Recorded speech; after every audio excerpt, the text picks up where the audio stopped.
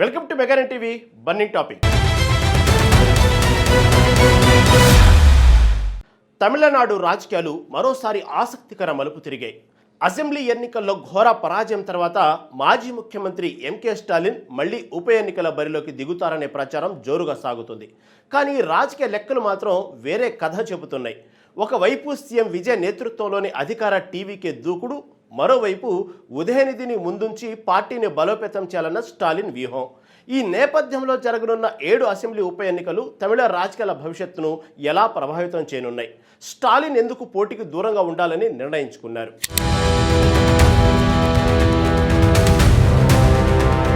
తమిళనాడు రాజకీయాలు ఇప్పుడు సరికొత్త వ్యూహాలు, సవాలు ప్రతి సవాళ్లతో అక్షరాలా హీటెక్కాయి. ఇటీవలి అసెంబ్లీ ఎన్నికల్లో అనూహ్య విజయంతో నటుడు విజయ్ నేతృత్వంలోని తమిళగ వెట్రి కగజం అధికార పగ్గాలు చేపట్టగా ద్రవిడ దిగ్గజం డీఎంకే ప్రతిపక్ష స్థానానికి పరిమితమైంది. ఈ నేపథ్యంలో రాష్ట్రంలో త్వరలో జరగబోయే 7 అసెంబ్లీ స్థానాల ఉప ఎన్నికలు ఇప్పుడు ఇరు పార్టీలకు ప్రతిష్టాత్మకంగా మారాయి.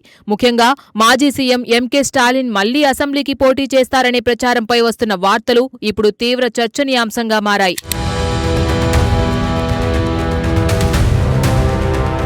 ఇటీవలి సార్వత్రిక అసెంబ్లీ ఎన్నికల్లో డీఎంకే ఘోర పరాజయాన్ని మూటగట్టుకున్న సంగతి మనందరికీ తెలిసిందే. స్వయంగా ఆ పార్టీ అధినేత మాజీ ముఖ్యమంత్రి ఎంకే స్టాలిన్ తన సొంత నియోజకవర్గమైన కొల్లత్తూరు నుంచి ఓడిపోవడం తమిళ రాజకీయాల్లో పెద్ద సంచలనమైంది. అప్పట్నుంచి ఆయన్ను ఎలాగైనా మళ్లీ శాసనసభకు పంపాలని పార్టీ శ్రేణులు గట్టిగా కోరుకుంటున్నాయి. రాబోయే ఉప ఎన్నికల్లో స్టాలిన్ను బరిలోకి దింపాలని కేఎన్ నెహ్రూ వంటి సీనియర్ నేతలు బహిరంగంగానే ప్రతిపాదిస్తున్నారు. అయితే ఈ ప్రతిపాదనపై స్టాలిన్ మాత్రం పెద్దగా ఆసక్తి చూపడం లేదని రాజకీయ విశ్లేషకులు చెబుతున్నారు. సోషల్ మీడియాలో ఈ పోటీపై రకరకాల చర్చలు జరుగుతున్నా డీఎంకే అధిష్టానం మాత్రం వ్యూహాత్మక మౌనం వహిస్తోంది. ప్రస్తుతానికి పార్టీని బలోపేతం చేయడంపైనే స్టాలిన్ తన దృష్టిని కేంద్రీకరించినట్లు సమాచారం. ప్రస్తుత రాజకీయ పరిస్థితుల్లో ఉప ఎన్నికల బరిలో నిలవడం స్టాలిన్ భవిష్యత్తుకు పెద్ద రిస్క్గా మారే అవకాశం ఉంది. సాధారణంగా ఉప ఎన్నికల్లో ప్రభుత్వ యంత్రాంగం సహకారం వల్ల అధికారంలో ఉన్న పార్టీకే గెలుపు అవకాశాలు మెండుగా ఉంటాయి. ప్రస్తుతం రాష్ట్రంలో సీఎం విజయ్ నేతృత్వంలోని టీవీకే ప్రభుత్వం అధికారంలో కొనసాగుతోంది. ఇలాంటి క్లిష్ట పరిస్థితుల్లో డీఎంకే అధినేత మళ్లీ బరిలోకి దిగి ఒకవేళ ఓటమి పాలైతే అది ఆయన రాజకీయ ప్రతిష్టకు కోలుకోలేని పెద్ద దెబ్బ అవుతుంది. గెలిస్తే వచ్చే సాధారణ ఎమ్మెల్యే పదవి కంటే ఓడిపోతే వచ్చే అవమానమే ఎక్కువ కాబట్టి దీనికి దూరంగా ఉండడమే శ్రేయస్కరమని డీఎంకే భావిస్తోంది. అందుకే అనవసరపు రిస్క్ తీసుకోకుండా ఈ ఉప ఎన్నికల పోటీకి దూరంగా ఉండాలని స్టాలిన్ నిర్ణయించుకున్నారు. అధికార పక్షం బలంగా ఉన్న సమయంలో తొందరపాటు నిర్ణయాలు పనికిరావని ఆయన భావిస్తున్నారు.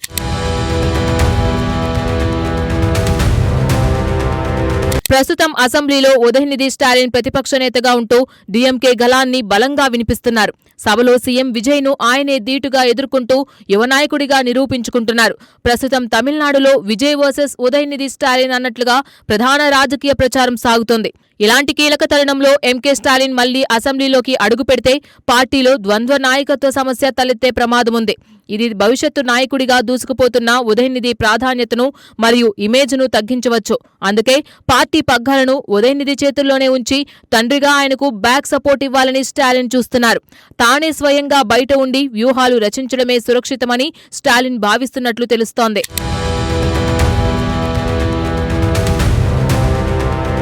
ఇటీవల అసెంబ్లీలో ముఖ్యమంత్రి విజయ్ మీ నాన్న ఎక్కడా అంటూ ఉదయనిధిని ఉద్దేశించి వ్యంగ్యాస్త్రాలు విసిరారు.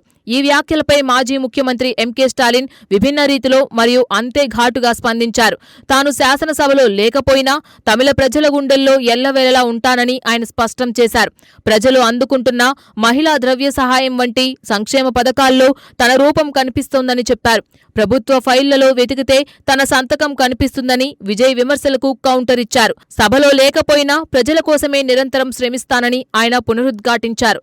ఈ ఘాటు వ్యాఖ్యలను బట్టి చూస్తే ఆయనకు ప్రస్తుతానికి ఎన్నికల్లో పోటీ చేసే ఉద్దేశం లేదని స్పష్టమవుతోంది.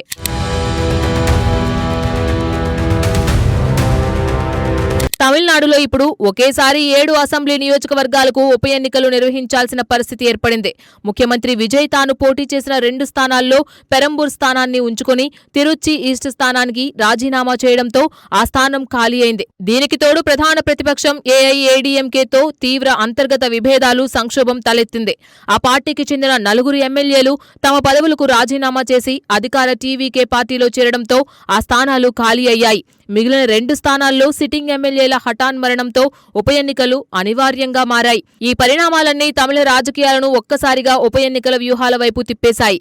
ఈ 7 స్థానాల ఫలితాలు భవిష్యత్తు తమిళనాడు రాజకీయ దిశను నిర్దేశించనున్నాయి.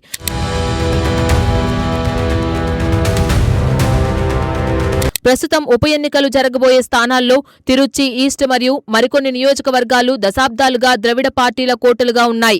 ముఖ్యంగా తిరుచి ఈస్ట్ నియోజకవర్గంలో గతంలో డీఎంకే అత్యధిక సార్లు విజయం సాధించి తమ పట్టును నిరూపించుకుంది.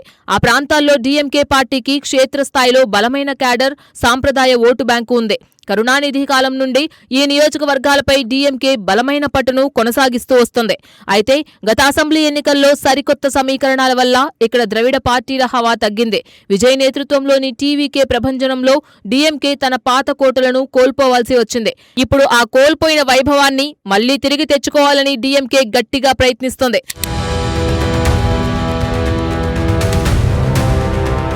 ప్రస్తుత రాజకీయ విశ్లేషణల ప్రకారం ఈ ఉప ఎన్నికల్లో అధికారంలో ఉన్న టీవీకే పార్టీకే స్పష్టమైన ఆధిక్యత ఉంది. కొత్తగా అధికారంలోకి వచ్చిన ఉత్సాహం, ప్రభుత్వ యంత్రాంగంపై పట్టు విజయ్ పార్టీకి కలిసి రానున్నాయి.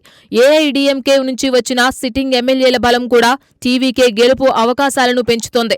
అయితే ప్రతిపక్ష హోదాలో ఉన్న డీఎంకే కూడా ఈ ఎన్నికలను చాలా సీరియస్ గా తీసుకుంది.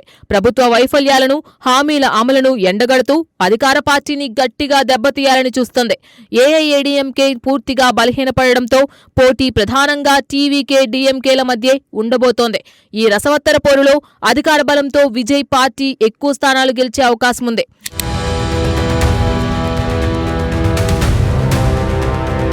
భవిష్యత్తులో కూడా ప్రత్యక్ష ఎన్నికలకు దూరంగా ఉంటూ కేవలం పార్టీని నడిపించేందుకే స్టాలిన్ ప్రాధాన్యత ఇవ్వనున్నారు. తమిళనాడులో ప్రభుత్వం ఏర్పడి నెల రోజులు గడవకముందే శాంతి భద్రతలు క్షీణించాయని ఆయన విమర్శిస్తున్నారు. ఎప్పుడైనా ముందస్తు ఎన్నికలు రావచ్చునని స్టాలిన్ తన క్యాడర్ను ఇప్పటికే అప్రమత్తం చేశారు. తానే స్వయంగా ఉప ఎన్నికల బరిలోకి దిగి రిస్క్ తీసుకోవడం కంటే ఉదయనిధిని ముందుంచి నడపాలని భావిస్తున్నారు.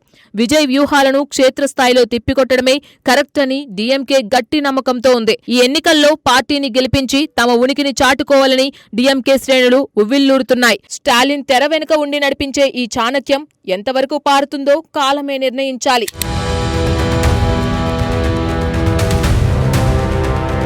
మొత్తానికి తమిళనాడు ఉప ఎన్నికల వేళ స్టాలిన్ తీసుకున్న ఈ వెనకడుగు వెనుక అత్యంత వ్యూహాత్మక రాజకీయ చాణక్యం దాగి ఉందనడంలో ఎలాంటి సందేహమూ లేదు.